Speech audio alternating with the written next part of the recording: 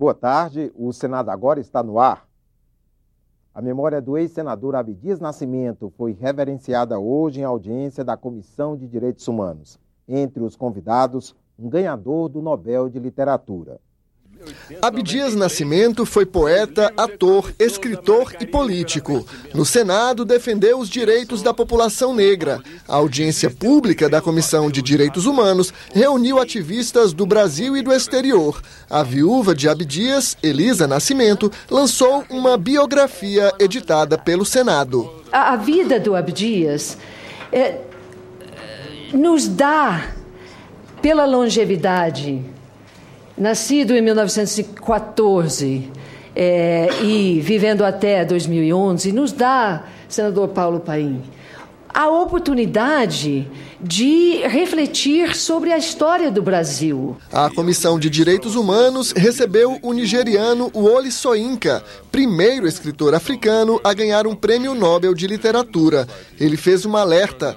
Grupos extremistas como o ISIS e o Boko Haram são uma ameaça às religiões de matriz africana.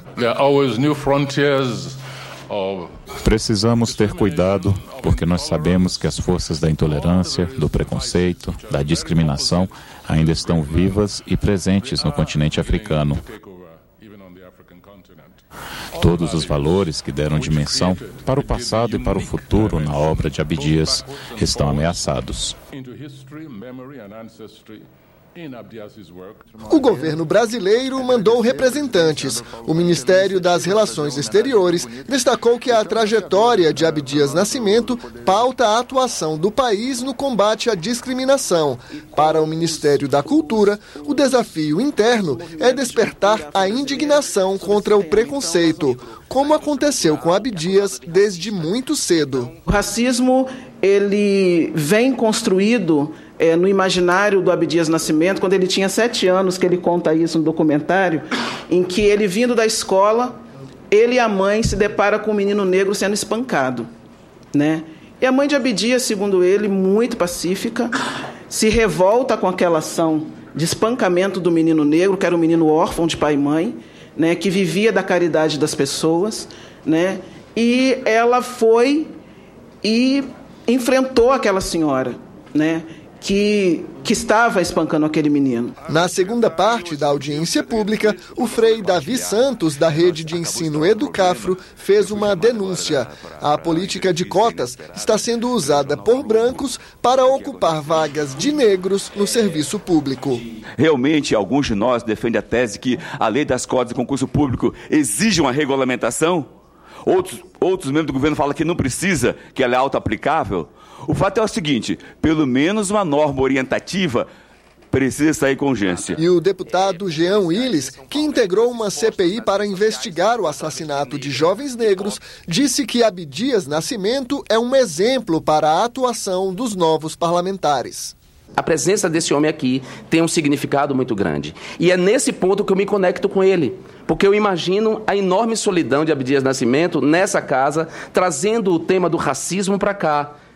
Em 1990, os brasileiros ganharam o Código de Defesa do Consumidor, um marco na defesa de todos que precisavam recorrer quando adquiriam algum produto ou serviço, mas não contavam com uma lei específica. Os especialistas que elaboram o texto de um outro código, o de aeronáutica, querem promover a sintonia entre esses dois instrumentos legais. O novo Código Brasileiro de Aeronáutica terá um capítulo voltado para o consumidor. Para o presidente da comissão que elabora a proposta de atualização, é necessário adequar a lei às expectativas de milhões de usuários dos transportes aéreos e da infraestrutura envolvida no setor. Nós víamos o consumidor como usuário e hoje nós queremos tratar o consumidor como ele é, um cliente da aviação. Daí a importância, então, de nós tratarmos especificamente o Código de Defesa do Consumidor, até mesmo para evitar que ele tenha um conflito de interpretação de normas entre os tratados internacionais, as leis ordinárias que estão em andamento no Brasil e o próprio Código de Defesa do Consumidor, que é uma matéria de ordem infraconstitucional. O texto base do projeto de mini-reforma eleitoral já foi aprovado pela Comissão de Reforma Política do Senado. A matéria muda algumas normas da legislação partidária, eleitoral e política. Veja na reportagem de Karine Beluso. Emendas de integrantes da comissão e sugestões do Tribunal Superior Eleitoral fizeram parte das alterações ao texto da Câmara, além das modificações do relator. Romero Jucá também referendou contribuições dos deputados e incorporou matérias que já tramitavam nos colegiados e no plenário do Senado. Nós queremos ter o melhor texto possível, tanto da reforma política quanto da reforma eleitoral.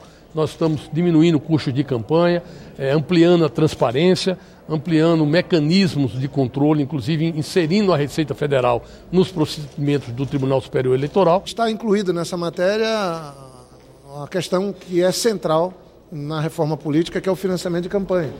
Também o fim das coligações proporcionais, a substituição desse mecanismo e um conjunto de matérias que modificam o calendário eleitoral, custo de campanha e organização partidária. Sobre o financiamento de campanha, a posição da maioria dos senadores é a de que empresas só poderão doar recursos para partidos políticos. Já aos candidatos, só será permitido receber dinheiro de pessoas físicas ou dos seus partidos. Isso pode ser alterado com a votação dos destaques. Há mudanças também na forma de prestação de contas do período pré-eleitoral. A comissão aprovou um sistema simplificado para as pequenas campanhas, de municípios com até 50 mil eleitores e candidatos que gastem só até R$20 mil.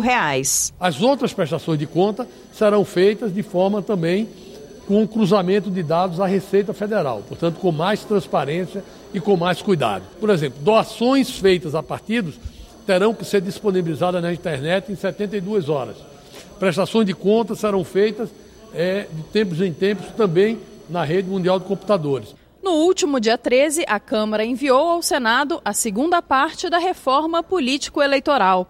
São matérias relacionadas ao tema que trazem emendas à Constituição reunidas em uma só PEC. Segundo o relator, ela já começa a ser discutida logo, mas não na comissão especial. Ela terá que tramitar na Comissão de Constituição e Justiça, porque ela é uma emenda constitucional.